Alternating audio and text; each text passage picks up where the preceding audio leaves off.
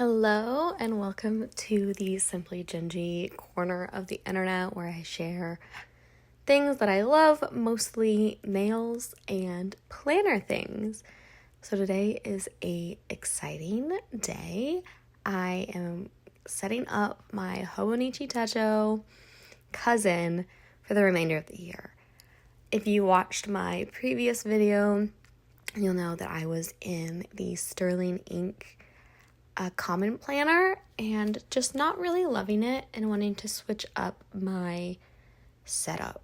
So I went ahead and ordered the Hobonichi to work with for the rest of the year. I have recently started watching a lot of planner videos again on YouTube and have really fallen in love with a couple of creators, specifically Mick and Rhiannon and the Common Corner. And so I'm kind of doing some different things from their setups. So I'm going to be working to transfer a lot of things from several different notebooks that I've been in to my new Hobonichi. So feel free to mute me if you want, put on some music, and work alongside me. I'm happy to body double with you today. But if you do want to listen to me ramble about how excited I am for my new Hobonichi, come along, let's get started. So I'm starting by transferring, this is my Hobonichi or my Hobonichi A6, it's still a Techo, right? Hobonichi Techo A6, which I'm using as a memory keeper for the rest of the year. And I started tracking my cycle in that planner when it was going to be more of a me-focused memory keeping project. I've kind of transitioned to a family focus, so it feels kind of weird to have my period tracker in there. So I am moving that to my cousin now. So the red circles are, my period, and then the black circles that I'm adding are days where I think that I could be ovulating. I really like having these available. I used to track them digitally, but honestly, I never kept up with them. So I like having just the visual, and it's a lot easier for me to see when I might be expecting a visit from Aunt Flo, whatever you want to call that lovely time of the month for us ladies. So on the side of my monthlies, I'm not exactly sure what I'm going to use this for the rest of the year. We'll see how I like what. Okay, let's backtrack. I'm using this as a mood tracker, as well as my medication tracker for my antidepressants that I'm on.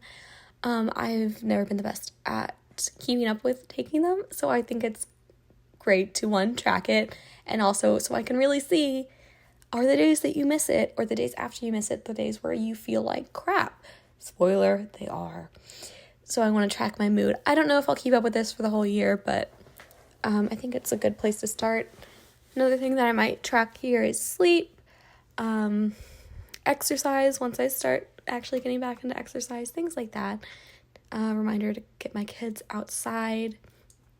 I'm hesitating a lot doing this. I think that something that I've always struggled with in my planners and notebooks is perfectionism. I think that's something that a lot of us probably struggle with. But it doesn't help when you're consuming so much planner content, and then it's made even worse when you start to decide to share your planner with other people, because it really is, you kind of start to freak out about making everything perfect and pretty, and I'm not the best at making things perfect and pretty. I don't have the neatest handwriting, although someone did comment saying that they loved my handwriting, so thank you for that. And it's something that I like it, but yeah, I know it's not the neatest. I'm not the best artist. I'm not good at the brush lettering, but it's something I enjoy doing, so I do it. But it's still kind of hard sometimes when it doesn't look as pretty as other people's planners. So for the weekly in my Hobonichi, since I'm not using it as a traditional planner, I still plan on using my Hobonichi weeks that you can kind of see on the side of the desk there. So I am using it to track my reading log. I have been tracking the books that I'm reading in my A6, and that is something that I think I'm going to continue doing because I've actually really enjoyed doing those illustrations of the covers of the books. It's, again, something that is fun, even if I'm not the best artist. I've actually really enjoyed drawing them. And I really want to focus this year on letting myself be creative and having fun creating, even if the art isn't necessarily something that I'd want to show people or that other people would be like, wow, that's really good. So creating solely because the creation process makes me happy. And so that's what I'm doing with the book covers. But I do like the idea of having a more visibly like flippable through of log of just my books. I don't think that sentence made sense. But like having a section that is just my reading log with more in-depth reviews of the books that I read. So that's what the weekly in my Hobonichi Cousin is going to be. I also plan on printing out photos of all the covers. One, because it's cute.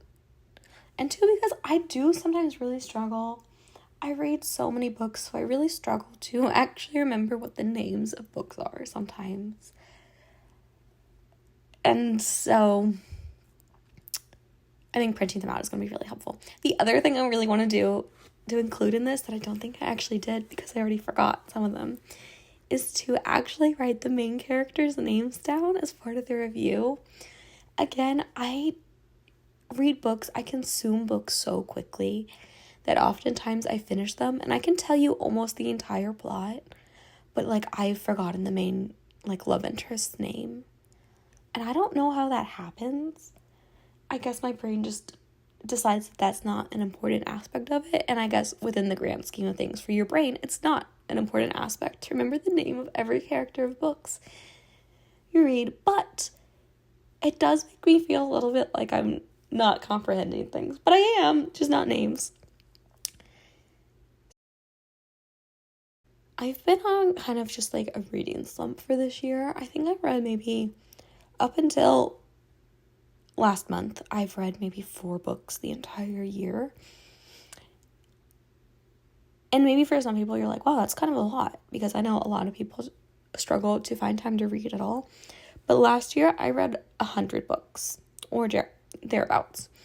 Give or take a few. I kind of fell off tracking them at the end of the year, so I'm not entirely sure how many I read. And some of them were novellas, so I don't know how much that counts. So this year, I feel like I'm just in this really awful reading slump where I'm not reading, and it makes me very sad because I really love reading. So I'm hoping that kind of tracking it this way versus in an app will make me more inspired to read. Also, I'm kind of consuming more book content again, so that's giving me more recommendations on what to read.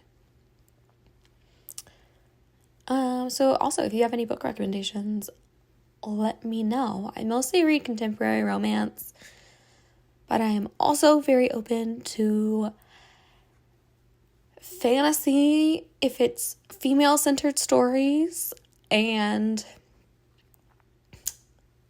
YA stuff. Some of the best books I've read this year are what I just did, which was Just for the Summer by Abby Jimenez, which was so good. And then another one that I don't think I've read it at the time I made this, so I don't write it down, but The Red Palace by, I think the author's name is June Her.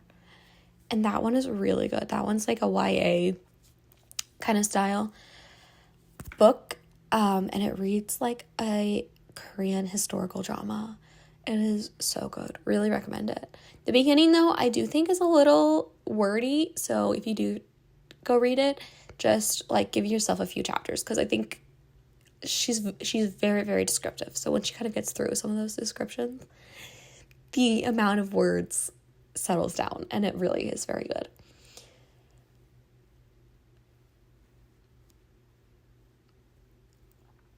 But yeah, so if you have any recommendations for me, drop them in the comments, because as much as my TBR is probably never ending, I feel like a lot of it is books that I put on there without actually ever having the intention of reading them. Which is such a weird thing to say, that I have like books that they're books that I want to read, but I don't know. They're books that I feel like I have to be like really in the mood to read. Last year I had intended to read all of Jane Austen's books, and I read about half of them. And then I got to Emma, and I didn't want to read it. I didn't want to read it. So, yeah. So here I am moving some of the most recent pages from my Sterling ink planner into the Cousin. So when I decided that after I discovered the Common Corner and rediscovered her name, I literally said it earlier in this video, and now why can't I think of her name? Well, because I said it earlier. Megan Rhiannon. I knew that I kind of wanted to get back into a combination of daily logging, life archiving, common placing, that kind of stuff. I knew that in my heart of hearts, I wanted to move back into Hobonichi, but I spent the money on my Sterling ink planner. I didn't feel like it was necessary to spend the money again on the Hobonichi. Obviously, I ended up doing that. So I was trying to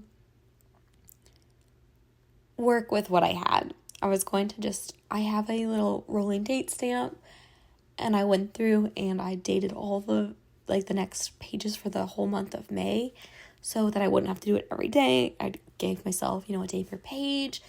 I was gonna draw a line down the middle, like a margin. And I was like, this can work. I can do this. I'm a grown-up. I don't need a specific planner when this fulfills the same purpose. And I did. I did that for 4 days. I made it 4 days. And then I was like, nope, I miss my Hobonichi. And all of the reasons for the Hobonichi, missing it, are so silly and small, but I really did miss it. And one of the things I missed, was the color grid. I know this is something that I think a lot of people actually don't like, that it changes colors every month, but I love it. I absolutely love it. I just think it keeps everything fresh, keeps you interested in your planner. I'm someone who, in case you can't tell from the 8 planners I'm currently working through, I get bored with my planners a lot, so having it change every month really keeps me interested, and I think it just makes it more fun. And for the gray of the lines in the common planner, I wasn't into it. And as much as, I know that having the written date on the page doesn't actually change anything, it really felt like it did. And I'm changing the channel for my son so he can watch Blippi. So obviously having the dated page. And also, again, something that actually the first time I considered using Hobonichi several years ago, the fact that so much of the page is unusable, in the sense that there's a margin all the way around, and then a good chunk of it at the bottom is a quote, right? I thought that was so stupid several years ago. Why would I, want something that's A5 and then not even get the whole page?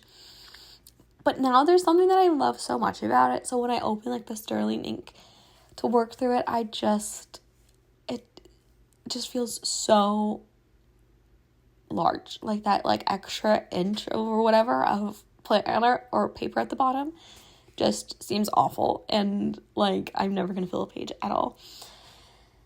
So, and then the other thing is the font. Obviously on the blank pages, the daily pages in the back, there isn't any writing, so there is no font.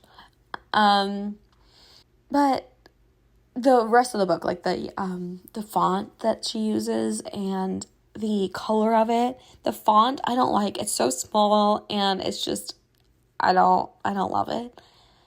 I'm very particular about fonts that I like. Like in high school we watched, complete tangent now, but in high school I took a digital media class and we watched the documentary on the making of Helvetica, the font, and I have watched this documentary several times now because I just find it so fascinating, the creation of fonts and type. But after that, I became a absolute font snob. And again, I just find the whole creation of fonts and type and illustration and like just all of that very, very fascinating. So I do consider myself a bit of a snob. I did not like the font used in the Sterling Ink planner. It might be like a super, for all I know, it is Helvetica. I don't know. It's just something about it. I think it's a combination of the font, the color, and the size of it. I just don't like it. The gray, again, it's very minimalist. I know that's the whole point, is that it's supposed to be very like bare and minimal so that you can do whatever you want. And you could even ignore all the numbers, all the dates, whatever. That's kind of like the whole point. I don't like that. I thought that I would, but I just really, in the end, didn't like it. So I love the Hobonichi. It's a much bolder, large typesetting. The lines are just bolder, crisper, and also the paper. I did not realize this until I got the Hobonichi. I'm like 90% sure that the Common Planner uses Tomoe River paper, but it feels so different. Like I was really sure, I should actually check. I was pretty sure that she used Tomoe River paper in them, but maybe it's the old one and I actually prefer the Tomoe River S paper. Something about it just feels weird, like there's a weird coating on it. I don't know. And I was wondering, I've struggled with my fountain pens in it all year and was like wondering what it was about it that I didn't like. And then after getting the Hobonichi, and my fountain pens just wrote so much finer and smoother. I was like, good, I'm not crazy. Something was going on here. What it is, I don't know, because I still haven't bothered to see if it is Tomoe River paper. I really thought it was. So maybe I do just like the new Tomoe River paper better. I don't know. Random ramblings. So yeah, so I'm just transferring everything from one book to the next. And then the other thing that I did not like about the Common Planner, or that made me want to go back to the Hobonichi, is in relation to the dates. So the Common Planner does have, I think, numbered pages in the back, so you could make an index. Well, what I love about the Hobonichi, specifically for relation to like daily logging, like life archiving, that kind of stuff, is the overview planning at the beginning, where it's the month, the like big picture planning section in the beginning, is that you can use that as a pre-made index. So if you don't have, an actual planning purpose for it, or if you're like me, you're using your planner as a journal, essentially, is that I use this section as an index. So, for whatever day, the 6th, I wrote about something that I'm writing. I can't read that from where I'm sitting in my chair. Sorry. But so then I can go in and write down what it was. And then I think on another day, I wrote some YouTube ideas down. So I add that to the index as well. And that makes it really easy to go back later on when I'm like, oh, I think I wrote down some YouTube ideas, but I can't remember what day. It makes it so easy to figure out which day it is. And obviously you could make an index. So the Common Planner, I think, is numbered, so that you could make your own index. But again, I left the bullet journaling world because I hated having to create everything for myself. I like that this is structured and pre-made, and I can ignore parts of it and not use them. And I'm very happy to just be able to just kind of repurpose things how I want them, but not have to actually draw them. I hated having to draw in like lines and stuff. Again, complete tangent about bullet journaling. I thought that was the greatest thing ever, and I can't stand it. So the last section of this Hobonichi original, this is Cousin, would be the monthly pages. I don't know what I'm going to do with these yet. Again, I'm planning in my week, so I don't really need it for forward planning. I might write, like one thing a day, something good that happens, how I was feeling. Unsure what I'm going to do yet. And then here I am setting up my commonplace book. So these are the Hobonichi memo pads, I think is what they're called. The Common Corner uses them for her commonplace books. And so I just have a couple pages that were in my common planner that I wanted to copy out. So like these are some Korean banchan recipes that I wanted to write down to save. These are from Hami's mom on YouTube. She's a Korean homemaker vlogger, and she makes some delicious food. Seriously recommend. If you love Korean food and are interested in trying it, go watch some of her videos and get her recipes because they're so good. And she makes a lot of really simple things. So I'm just writing that down. In the beginning of this, I didn't show you, but on the other side there, I created my TBR, so book, author, genre, and then a section where I can tick off or add the date that I read it. I don't know exactly what I'm going to be using this for. Probably a lot of note taking. I like to take a lot of notes. I don't necessarily look back at any of the notes, but I do like to keep them. I really love the idea of commonplacing, but I don't know if I'm necessarily good at it. Last year, I did it within my Hobonichi as well, so it got very messy, and I could never find anything when I did want to look back at it, which is why I wanted a separate notebook. But I don't know if I use it enough to have a separate notebook. But I guess the point isn't to fill the notebook as quickly as possible, so that's fine. We're doing good. We're loving life. Living like Larry. Sorry. SpongeBob. On the mind. Always on the mind. So that's all that I have for today. I hope that this was fun and not awful. I'm sorry that I sound probably like a horse. I'm so sick, guys. Maybe it just made my voice sound great. In Friends when Phoebe Buffay was sick and she just became really popular as a singer because her voice sounded so scratchy and sexy. Maybe that's what this did for you. But thanks for hanging out with me while I worked on this. I hope that, you're having some time with your planners and journals. And hopefully I'll see you soon with some updates on how the Hobonichi is working out for me. So, ta-ta for now. That's another TV reference. I'm sorry. This is my brain. Okay, bye.